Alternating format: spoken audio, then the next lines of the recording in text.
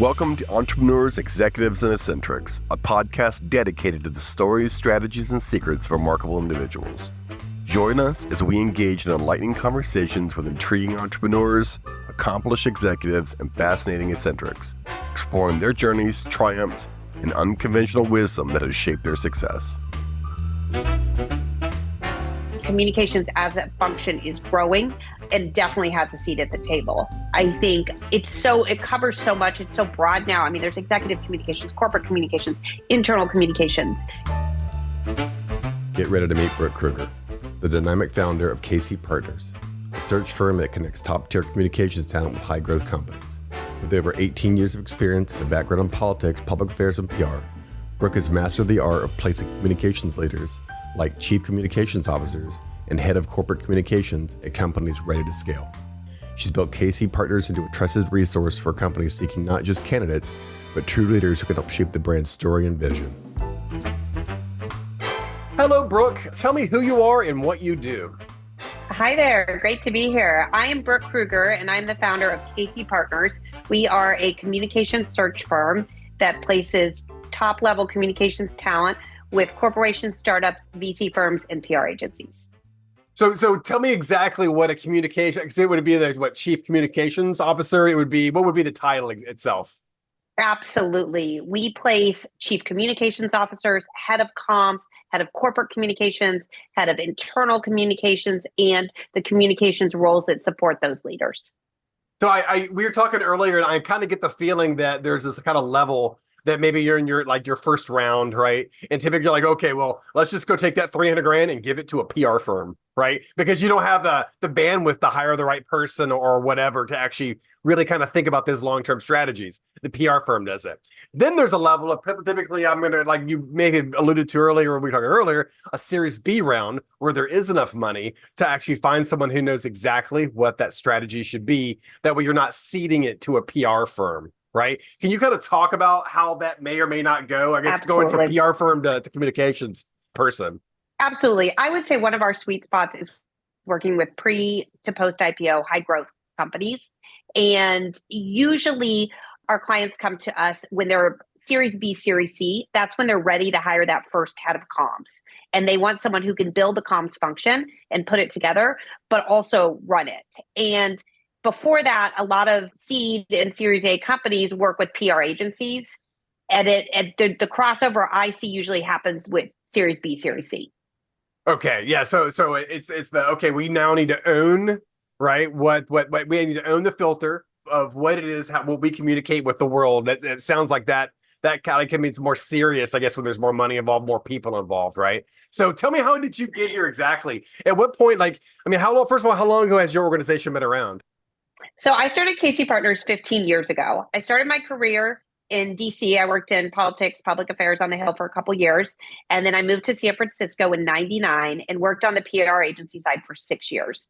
And in 2005, I pivoted into communications recruiting and truly found my calling.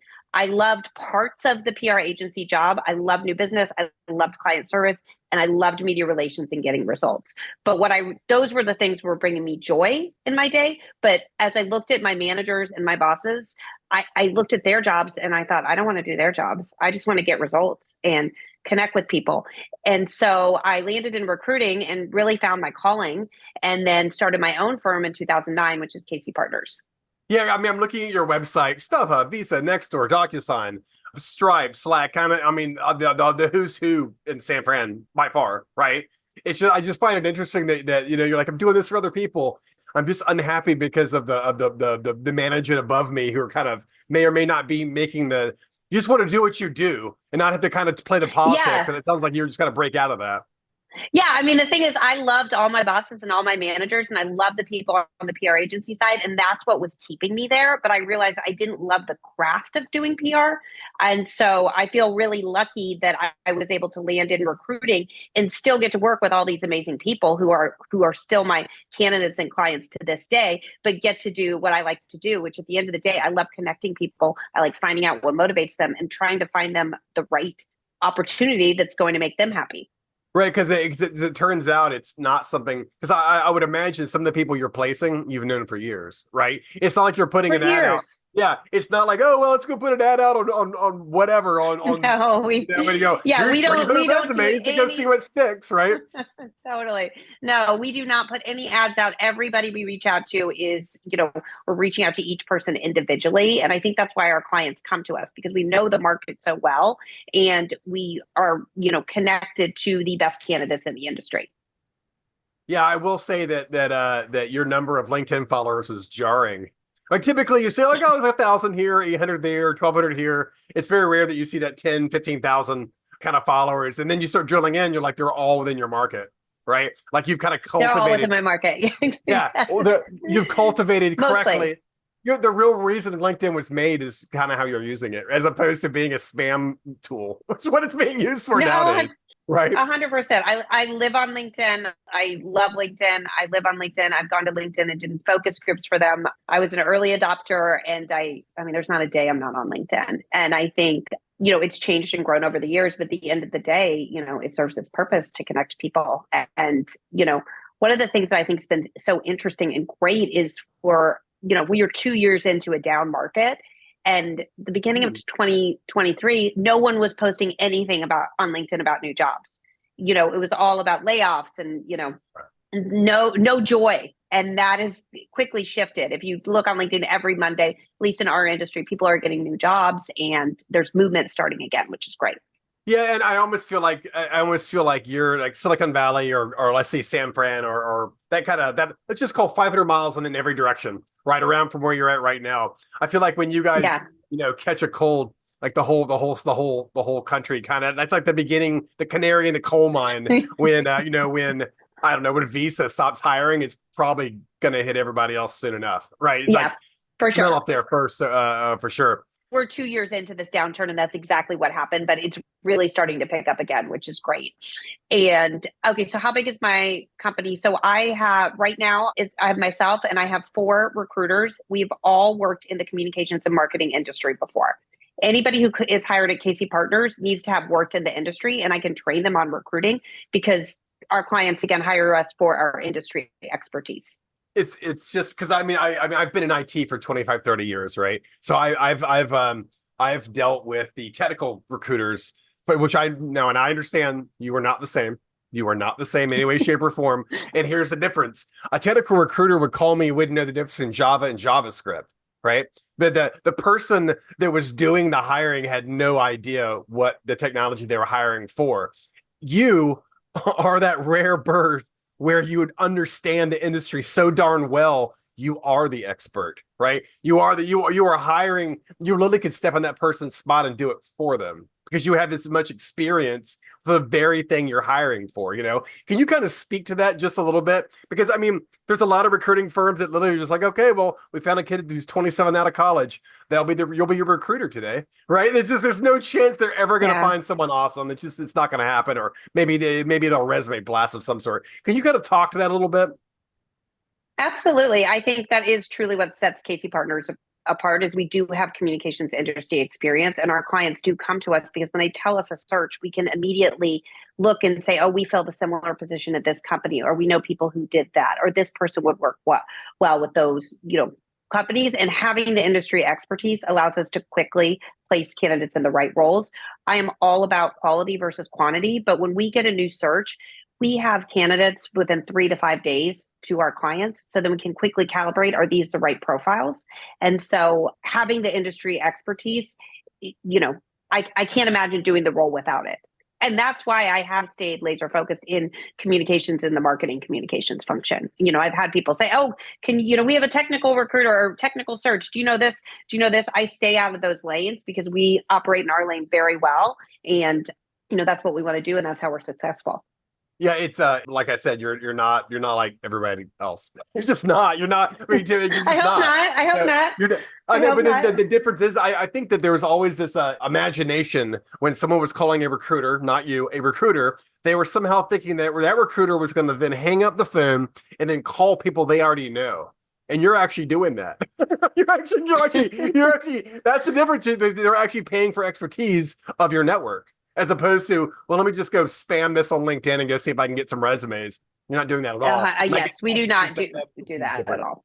Well, that is Yeah, cool. for sure. And then when we get a new search, I immediately have, I mean, the way my brain works, I immediately have people in my head that, could be a fit for that search. So I always have a starting point. I never start from scratch. There's always a point, a previous search or people that we're in contact with that we can immediately consider for roles.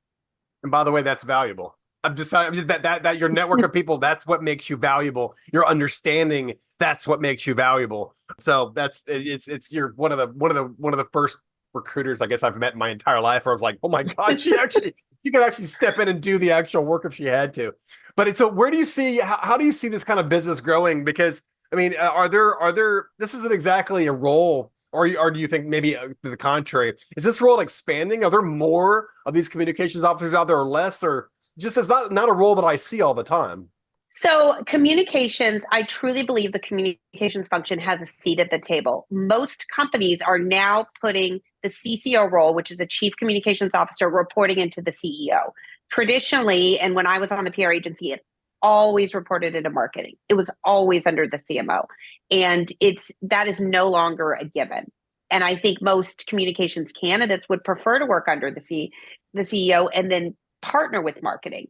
Now, I have placed head of comms under marketing, and it's worked out great. It all depends, obviously, on the person in the organization. But I think communications as a function is growing and definitely has a seat at the table. I think it covers so much. It's so broad now. I mean, there's executive communications, corporate communications, internal communications. If we look at where the world has gone since 2020 with the pandemic, with the election, now we have another election. So many, social issues out there. Companies' internal communication strategies, if they weren't fully baked and defined, there was a huge backlash.